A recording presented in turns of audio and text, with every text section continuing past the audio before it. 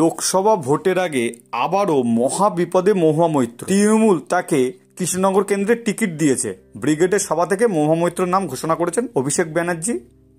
মহুয়া মৈত্র যে আবারও টিকিট পাচ্ছেন সেটা এক প্রকার নিশ্চিত ছিল, মমতা ব্যানার্জি বলেছিলেন এবং সেটাই হয়েছে। কিন্তু প্রার্থী ঘোষণা হবার পরেই মহুয়া মৈত্র নামে আবারও নতুন একটা সমস্যা সামনে এসেছে। মহুয়া মৈত্র আবার একটা নতুন সমস্যায় জড়িয়ে পড়েছেন এবং সমস্যাটা বেশ জটিল বলে মনে করা হচ্ছে। বিস্তারিত এই ভিডিওতে আলোচনা করব। নমস্কার বন্ধুরা, বিএন বাংলা গোল্ডে আপনাকে স্বাগত। আপনি যদি নতুন হন আমাদের চ্যানেলে অবশ্যই চ্যানেলটা সাবস্ক্রাইব করে নিচে বেল আইকনটা প্রেস করতে ভুলবেন না। আমরা এই চ্যানেলে রাজনৈতিক ভিডিও এনে থাকি এবং তার বিশ্লেষণ করি। কৃষ্ণনগর লোকসভা কেন্দ্রে তৃণমূল প্রার্থী মহুয়া মৈত্রর বিরুদ্ধে কৃষ্ণনগর কোতোয়ালি থানায় মঙ্গলবার বিকেলে অভিযোগ দায়ের করলেন বিজেপি রাজ্য মুখপাত্র রাজশ্রী লাহিড়ী। প্রথমে অভিযোগ নিতে অস্বীকার করলেও পরবর্তীতে অভিযোগ জমা নিল পুলিশ। মূলত দিন কয়েক আগে একটি অডিও ভাইরাল হয়েছে। সেখানে শোনা যায় মহুয়া মৈত্র দলেরই কর্মীদের বলেছেন, দেওয়াল দখল করে নিন, নিদান দিচ্ছেন যেখানে নিম পাতা সেখানে নিম পাতা, যেখানে মধু সেখানে মধু দিয়ে হলেও ভোট করাতে হবে। যদিও এই অডিও কিন্তু আমরা দেখিনি এবং সত্যতা আমরা যাচাইও করিনি।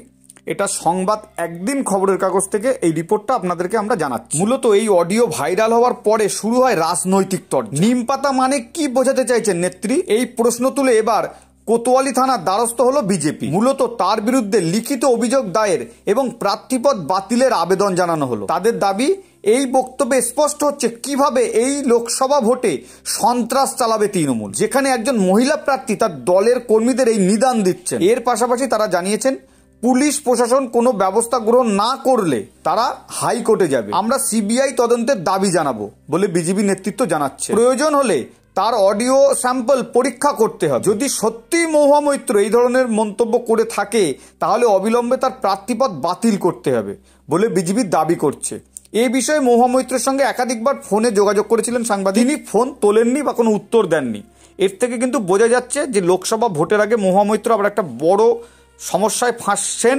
বিজেপি এটাকে হাতিয়ার হিসেবে তুলে নিচ্ছে কৃষ্ণনগরে। একটা সন্ধিহান্ত সাধারণ মানুষের মধ্যেই আছে, রাজনৈতিক বিশেষজ্ঞদের আছে, যে এইবার মহুয়া মৈত্র কৃষ্ণনগর থেকে জিততে পারবেন কিনা। কারণ তিনি কিন্তু সংসদ থেকে সাসপেন্ড হয়েছিলেন ঘুষ নেওয়া কাণ্ডে, সেখান থেকে সাসপেন্ড হয়েছিলেন। তো সেই জায়গা থেকে কিন্তু কৃষ্ণনগরের মানুষ কিভাবে দেখেন বিষয়টা, সেটা কিন্তু একটা বড় প্রশ্নচিহ্ন থেকেই যাচ্ছে। মহুয়া মৈত্র প্রার্থীপদ ঘোষণার পরপরই এরকম একটা সমস্যা জড়িয়ে পড়েছে। সমস্যাটা যেভাবে বিজেপি তুলে আনছে সেটা কিন্তু মহুয়া মৈত্রের জন্য খুব একটা সুখকর হবে না বলে রাজনৈতিক বিশেষজ্ঞরা মনে করছেন। এই বিষয়ে আপনি কি মনে করছেন অবশ্যই কমেন্টস করে জানাতে পারেন।